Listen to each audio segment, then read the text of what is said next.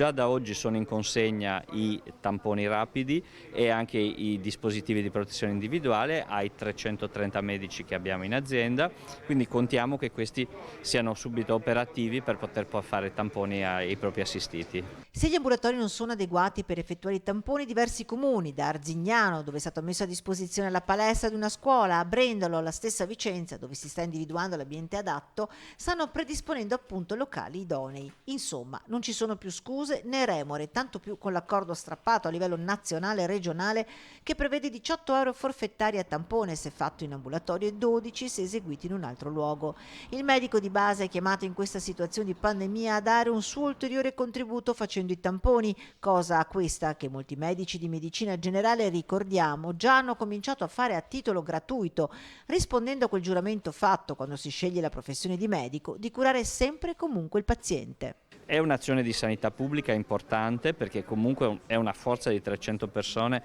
che possono tamponare e seguire poi i loro pazienti nella quarantena, quindi è importantissimo. Sanità pubblica appunto, e per questo il nostro gruppo televisivo Media Nord-Est si chiede e chiede a quei medici di base che hanno atteso il contributo se non sarebbe stato più opportuno seguire i colleghi che invece hanno scelto di farlo volontariamente, tamponi che a Vicenza vede in campo anche lo stesso esercito che a malattie infettive ha individuato un'area ad hoc.